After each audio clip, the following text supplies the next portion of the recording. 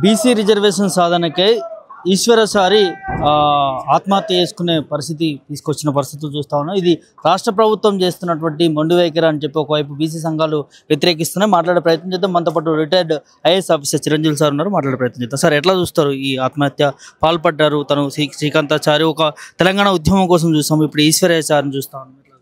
ఇది ప్రభుత్వం చేసినటువంటి చర్యగా నేను భావిస్తున్నాను. ప్రభుత్వము ఉత్తుత్తి జీవోలు ఇచ్చి 42% రిజర్వేషన్ కల్పిస్తామని ఆశలు రేపి దాన్ని కల్పించకుండా 22%తో పంచాయతీ ఎన్నికలకు పోవడం అనేది వాళ్ళు చేసినటువంటి ద్రోహం బీసీలకు. సో ఆ ద్రోహాన్ని భరించలేకనే ఇప్పుడు ఈశ్వరాచారి గారు ఆత్మహత్య యత్నం చేసుకున్నాడు.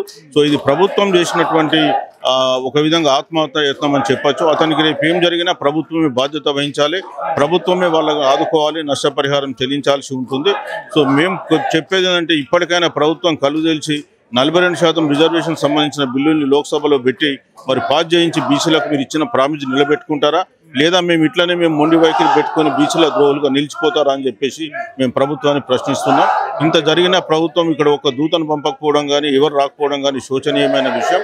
ప్రభుత్వాలకు బీసీల పట్ల ఏమాత్రం చిత్తశుద్ధి లేదు. బీసీలు ఆ విషయాన్ని అర్థం చేసుకోవాలి. రేపు రాబోయే కాలంలో బీసీలు ఈ అగ్రకుల ఆధిపత్య పార్టీలను తమ ఓటుతో ఓడగొట్టుకుని రాజ్యాధికారం సాధించుకోకపోతే వాళ్ళకు సామాజిక న్యాయం అంటూ జరగదని చెప్పి తెలియదు. రాత్రి నుంచి పోరాటం చేస్తూ ఉన్నాడు. ఇప్పుడు తన ఆరోగ్య పరిస్థితి ఏందని కూడా హెల్త్ బులెటిన్ కూడా విడుదల చేయని పరిస్థితులు చూస్తా ఉన్నాం. ఇప్పటికీ రాష్ట్ర ప్రభుత్వం కూడా స్పందించలేదు. ఎట్లా? ప్రభుత్వానికి అసలు చిత్తశుద్ధి లేదు, బీసీల పట్ల ప్రేమ లేదు. కేవలం ఓటు బ్యాంక్గా బీసీలను వాడుకొని ఇవాళ అధికారంలోకి వచ్చి బీసీలు ఆత్మాహుతి చేసుకుంటే కనీసం రెస్పాండ్ అయ్యే పరిస్థితి లేదు.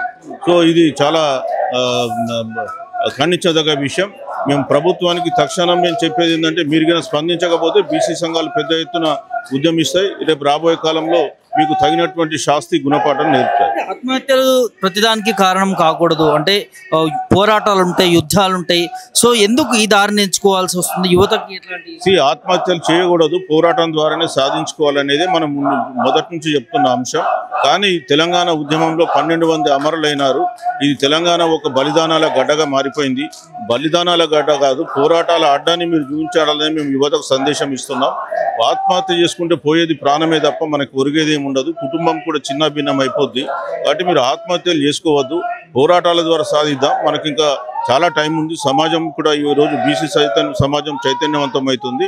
సో రేపు రాబోయే కాలంలో ఖచ్చితంగా ఈ అగ్రకుల వాళ్లకు ఇట్లాంటి సంఘటన ద్వారా మా బీసీ సంఘాలు ఇంకా ఉధృతం అంటే ఐక్యమై పోరాటం ఉధృతం చేస్తాయి. కానీ దయచేసి బీసీ సమాజానికి చెప్పేది ఏంటంటే మీరు బీసీల కొరకు పాటుపడుతున్నారు, మీరు ఆత్మహత్యలు మాత్రం చేసుకోవాలి. ఏంటి ఎట్లా చూడొచ్చు సార్? దాదాపు నిన్న సాయంత్రం నుంచి జరుగుతూనే ఉంది ఈ పోరాటం. ఇదంతా కూడా అక్కడ ఒకవైపు ట్రీట్మెంట్ కూడా జరుగుతూ ఉన్నది. అంటే ప్రభుత్వం నుంచి ఒకవైపు బీసీలు అంటే మాకు ఏముంది, బీసీలకు పెద్దపీట వేస్తున్నామంటారు. ఒక ప్రాణం కొట్టుమిట్ట ఆడుతున్నటువంటి పరిస్థితులు కూడా చూస్తూ ఉన్నాం. ముఖ్యమంత్రి కావచ్చు, మంత్రులు కావచ్చు, ఎందుకు ఇవి స్పందించలేకపోతా ఉన్నారు? ఏంటి అసలు? వాళ్ళకి అసలు ప్రేమనే లేదు. మీరు ప్రేమించడానికి కాదు, ప్రేమనే వాళ్ళకి లేదు. కేవలం బీసీలు ఓటు బ్యాంక్గా వాడుకోవడానికి మాత్రమే వాళ్ళు వాడుకుంటున్నారు తప్ప ఇంకోటి ఏమీ లేదు. సో బీసీ సంఘాలు దాన్ని అర్థం చేసుకోవాలి.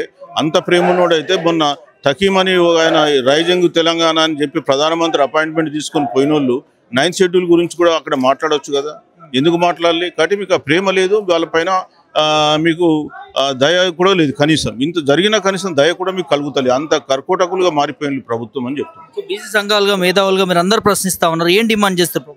ఇప్పుడు ప్రభుత్వానికి మేము చెప్పేది ఇమ్మీడియట్గా 9th షెడ్యూల్లో పాస్ చేయండి. తర్వాత కుటుంబాన్ని కూడా ఆదుకోండి. ఎందుకంటే అతను చాలా క్లిష్ట పరిస్థితుల్లో ఉన్నాడు. అతనికి మంచి జరగాలని కోరుకుంటాం. ఒకవేళ ఏమైనా జరిగితే ప్రభుత్వం తక్షణం స్పందించి వారికి ఒక ఉద్యోగం ఇవ్వడం, ఒక 5 కోట్ల నష్టపరిహారం ఇవ్వడం, వాళ్ళ కుటుంబాల ఉద్యోగం లాంటివి కూడా చేయాల్సి ఉంటుంది. 3 పిల్లలు, ఇల్లు కూడా లేదు, కిరాయిలో బతుకుతున్నారు. చాలా పావర్టీ అంటే చాలా బీదరికంలో ఉన్నటువంటి కుటుంబం. యత్నానికి ప్రయత్నం చేసిండు సాయి సుదర్శన్ చారిని. సో ఏంటి బీసీలకు సంబంధించిన అంశాన్ని ముందుకు పోవట్లేదు, మాకు రిజర్వేషన్ కలవట్లేదని మనోవేదన గురయ్యాడా? ఏంటి రిజర్వేషన్లు రావట్లేదని మనోవేదన గురై ఈ యొక్క బలిదానాన్ని చేసుకున్నాడు ఈశ్వరాచారి. దీన్ని పూర్తిగా ఖండిస్తున్నాం. బీసీ సంఘాలుగా, బీసీ ఇంటలెక్చువల్ ఫోరంగా, బీసీ పొలిటికల్ ఫ్రంట్గా రాష్ట్రంలో ఉన్న బీసీ సంఘాలన్నీ పూర్తిగా ఖండిస్తున్నాం. ఈ రాష్ట్ర ప్రభుత్వానికి ఏం చెప్తున్నాం అంటే, ముఖ్యమంత్రి రేవంత్ రెడ్డి గారు ఇప్పటికైనా మీరు మానవతా దృక్పథంతో గాంధీకి రండి, లేదంటే వారి యొక్క హెల్త్ బిల్డర్ని ఇవ్వండి. ఇవ్వకుండా ఇక్కడ అధికారులతోటి మాట్లాడకుండా 42% రిజర్వేషన్లకు పోతే రిజర్వేషన్లు ఇచ్చినా మేము ఎన్నికలకు పోతామంటే ఇది భావ్యం కాదు. రాబోయే రోజుల్లో మీ మంత్రులకు మీ ప్రభుత్వానికి ఎక్కడికక్కడ అడ్డుకుంటాం. రాష్ట్ర వ్యాప్తంగా అగ్నిగుండం చేస్తాం.